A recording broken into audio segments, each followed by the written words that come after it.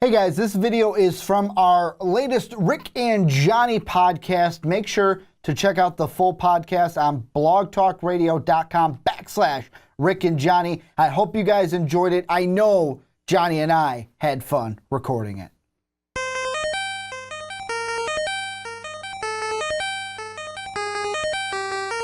This podcast is brought to you by Most Valuable Podcasts, saving your day from boredom with the best podcasting entertainment.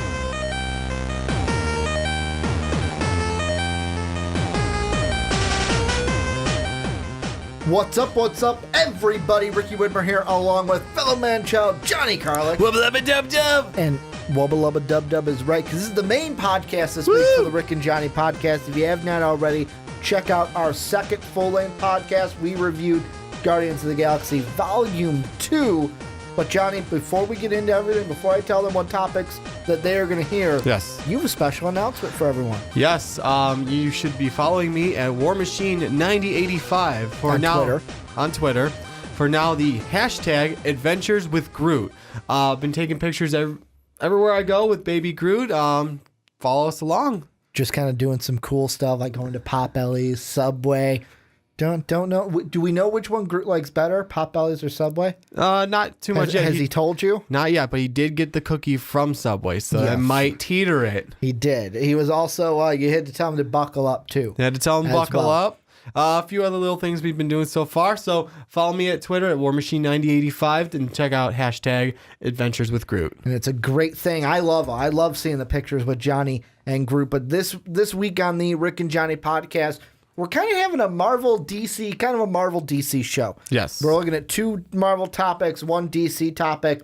We're going to look at the Defenders. We get the first trailer for that. We're going to react to it. Wonder Woman. Can Wonder Woman save the DCEU? Haven't fully talked about that movie. No, not yet. It being the savior for an already struggling extended universe for DC Comics. And then we're going to look at, we talked about it briefly in our Guardians 2 reaction, but we are going to look at Adam Warlock. He is coming to the MCU.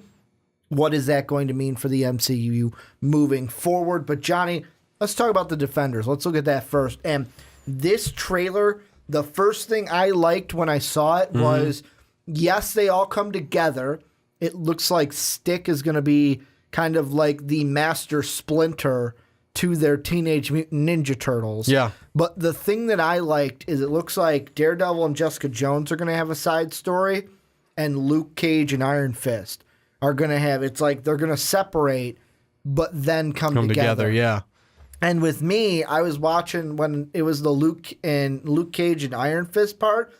It kind of had, when they were actually like buddy, it kind of, I was like, okay, they're going to have that kind of chemistry of like heroes for hire kind of a thing. Yeah, that's what it seems like. I'm excited for that because, yeah, you got the two of them. Mm-hmm. You get a little fight scene between them. Oh, yeah. What's with the, why can't you be hurt? What's with the glowing hand? And then it's just, the thing that I liked is what's with the glowing hand. You just see boom and just the slow-mo shot through Luke Cage to where, I don't know if he broke Luke Cage's jaw, but it had to hurt. That's probably the strongest punch that Luke Cage has obviously felt in the Marvel Cinematic Universe. And then really it kind of just links them all together with, it looks like Jessica Jones and Daredevil are going to have their thing. Like there was a little scene where they had the snarky comments going back and forth. You look like an idiot. Nice scarf kind of a thing. It's your scarf. And he because he just had it pulled over right his face, kind of like how Daredevil does. Hides his face. Just hides his face. The top half. But he can't see. Doesn't need to. He doesn't need to. But this is, to me, I love what the Netflix side of things are doing. I love it. I love Daredevil, love Jessica Jones. Right now I'm in the middle of Luke Cage. I'm loving it so far, although Dave tells me that eventually that's going to turn and go the other way because I guess Dave didn't like Luke Cage that much. But I really like what they're doing here on the Netflix side of things. Yeah. And also, they kind of teased they're bringing someone back for this one. Someone we haven't seen since Daredevil Season 2. Ooh, really? And that's Elektra. Yeah, that's right. Yeah, you know what? I will have to disagree with Dave for one. I enjoyed Luke Cage. So, I mean, I enjoyed Luke Cage. I enjoyed Daredevil, Jessica Jones, and I enjoyed Iron Fist. Okay. They were all great. I love how they're doing their own thing, but they don't forget to tie it in with the Marvel Cinematic Universe. Yeah, like in Daredevil, they made like a Hulk reference. They did the same thing in Luke Cage. Yeah. They make references to the cinematic universe all the time. They don't just like, oh, this is this thing and this is this thing. No, it's great that it's all tied in, but I really like what Netflix is doing in general, just because now we're finally getting those 4 heroes that some people knew were a group themselves. We talked about a long time ago before we even started the podcast. Yeah. We were talking about potential of a Heroes for Hire when we heard, oh, there's going to be a Luke Cage, there's going to be an Iron Fist. Well, yeah, because that's what the 2 of them were. Even like we had cartoons of like with the Avengers, but it was like, oh, when you saw Luke Cage and Iron Fist, oh, that's the Heroes for Hire. Exactly. So, I mean, that was kind of cool now that at least for this one, we get a vibe of Heroes for Hire. And I'm excited to see because it comes out this summer. Yes, it comes out very soon. And to me, I'm more excited about I thought it was a softball I was lobbing up for you, but Elektra coming back. Yes. Because to me, completely sidetracked from her. That was one of the big things with Daredevil season 2 was everything happens with the secret ninja society that was going on in Daredevil season 2, and it looks like we're going to kind of get a 2-prong front.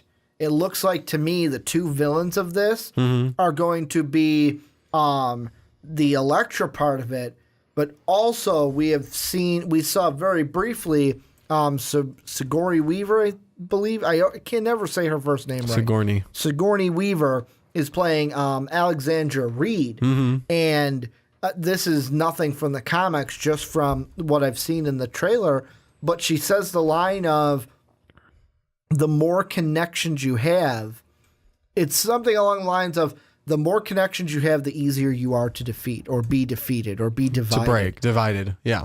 And that to me is like, oh, that's the villain. Yeah. Because obviously... That's a really villain thing to say. They're saying like, oh, well, if you guys are all friends and together, it will be easier to defeat you because you have this bond to each other. So it'll be interesting to see... We have Elektra coming back. That'll probably play into the Daredevil storyline a little bit. But having this almost like Kingpin female figure as our main villain, antagonist, I should say. Yeah, antagonist. Yeah, not the protagonist, the antagonist. Yes.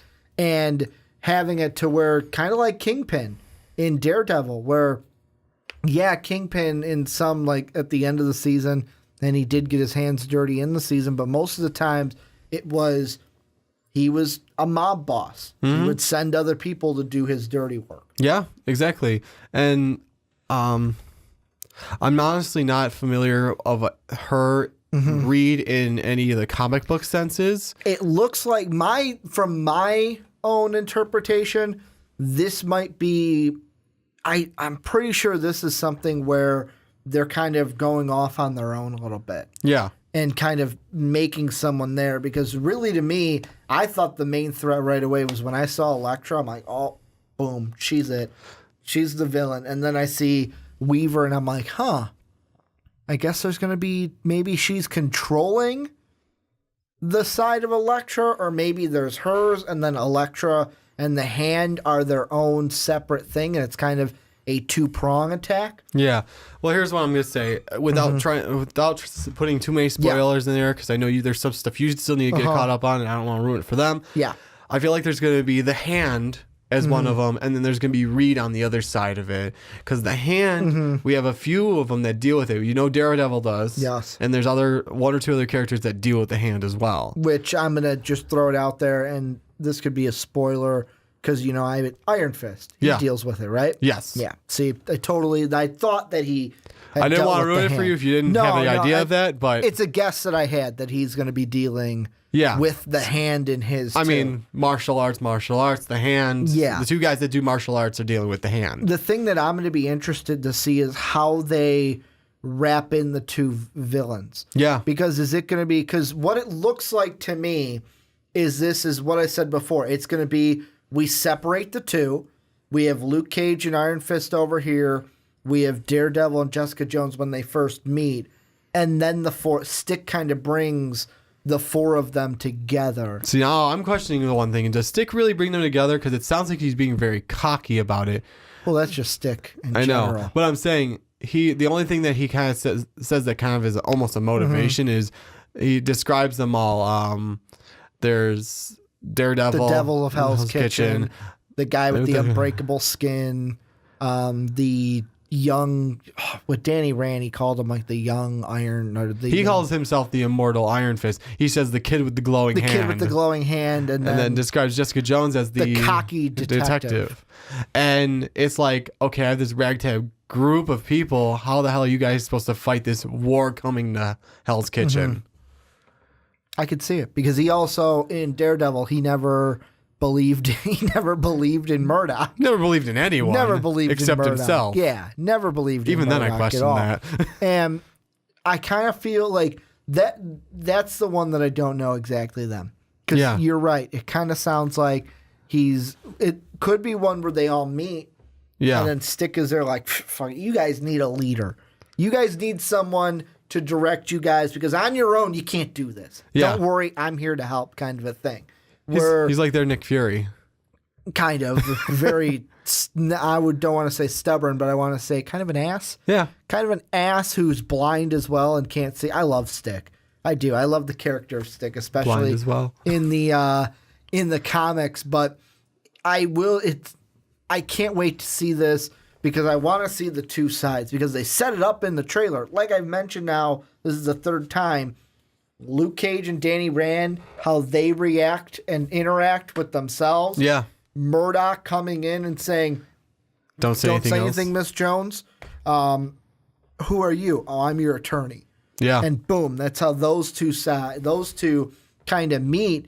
And I wonder if it's going to be a thing where, because you have Hell's Kitchen, Danny Rand's in a different part, Jessica Jones in a different part, and Luke Cage is in Harlem. Where exactly in New York is this going to take place? Yeah. Is it going to be one central location? Is Jones and Daredevil going to be over here at first, Rand and Luke Cage here before they eventually do that meetup? I can't wait for this series to hit Netflix. I can't wait to watch it. I can't wait to see how these heroes that we already have interact together. Yeah. And this is where I'll kind of throw it to you. Any last things from this trailer that you think we haven't hit yet, or anything that you're speculating that we could see, maybe about the hand and the villains as well? No, the one thing I'm going to say is I'm intrigued and excited to see this. This is another new group we're pushing together now from Marvel. Yeah. And it's way more ragtag than anyone else has been so far. But the cool part is, like you said, maybe we'll have 2 and 2 and then eventually they'll go together. Yeah. But at least what we know is that we got this 4-prong group of just a kind of misfits in general with one person in common, Claire Temple. Yeah. So I feel like Forgot to mention her. I feel like she's going to be a pivotal thing in pulling everyone together. Well, she's basically because she pulls Luke Cage and Iron Fist together, where she's even like, "You guys are on the same side. Yeah, you Stop see it. fighting." So, yeah, exactly. Where he's like, "I am the immortal Iron Fist." Like, he's still a little full of himself. It's like you are on the same side. Yeah, Jerk faces, you're on the same side. Work together. Exactly. She's like one of the voices of reason in this series. Series. Which is interesting because we know she's in Luke Cage and she reacts with him, but she also has reacted with Jessica Daredevil Jones. And Jessica Jones as well. She's basically everyone's nurse. Yeah, she's a nurse of superheroes. If you're gonna go to the hospital, she's gonna be there and she's gonna be your nurse. But the last thing I want to throw out here, okay, and I had to look up on my phone really quick. The Inhumans, which is also coming out because that's the only one that I was unsure about, has this Netflix group, yes, the Defenders basically, is this the reason and their success been the reason why we're going to get Marvel Runaways, that's going to be on Hulu. We're going to see Cloak and Dagger. That's going to be on Freeform. We're going to get Inhumans, which I believe is going to be on something other than Netflix. It's going to be a TV series, not on Netflix. It will be on, I can't even see here on Internet Movie Database. I don't think it's going to be on Netflix, though. Because of this success, is that why we're seeing Hulu getting one, Freeform getting one, someone else getting one, and them all not being on Netflix? You know what? I think part of that has to do with that. Part of it has to do with Agents. Don't forget, there's Agents of Shield out there, and Agent Carter. Yeah, Agent Carter was a show for a while, and yeah, I Johnny forgot. It was there. It was there. I forgot about it for a while. That's the thing is, yeah, they all had there were a bunch of these shows out, and I'll say for Agents of Shield, it was slow going in the beginning. They've hit a pretty good stride at this point, so if anyone hasn't seen it, I recommend it. Just and Inhumans will power be on through ABC. the two, and with the that's ABC. what I It's going to be on ABC because it branches off of Agents of Shield. Yeah.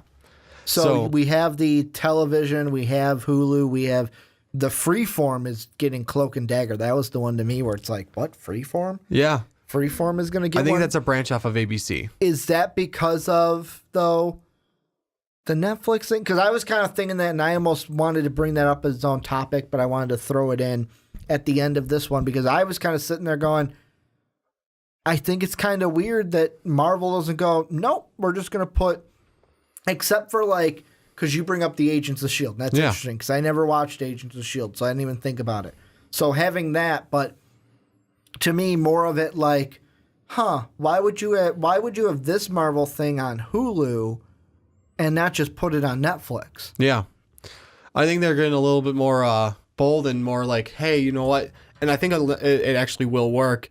They have Cloak and Dagger. I really don't know a lot about them. We know them from that Spider-Man cartoon, the more recent one, The Amazing Spider-Man. Yeah, and it's like, well, I really don't know Cloak and Dagger, but the Marvel name is going to be right on there, so it'll force fans like us to check out Freeform, to check out to at Hulu. least check it out. Yeah, I mean, Freeform is just a branch off of ABC, so yeah, you're just gonna like. I think it used to be called ABC Family, and they changed it just name wise. So yeah, I mean, it's just branching itself off of other stuff. So I'm actually interested to see what's going on. I mean, maybe it's gonna be great, maybe it's not, but at least we all know Marvel fans are going to check it out because it's got that Marvel branding on it. Well, and plus, if you love the characters and you know the characters, you're going to check it out that because too. You have that connection to them. Kind of like how we talked last week when we looked at our top 5 Marvel heroes. But this is where you guys come in. I want you guys to let us know down below. If you've seen the trailer, let us know what you think. If you haven't, it's going to be down below in the description. Then kind of that last question is the Defender characters kind of the reason why we're seeing a branch off into different networks and different internet services getting Marvel TV series? Let us know down below in the comment section. Thank you everyone for watching the Rick and Johnny podcast. Click right here to watch another squanchy video, and let's get rickety wrecked!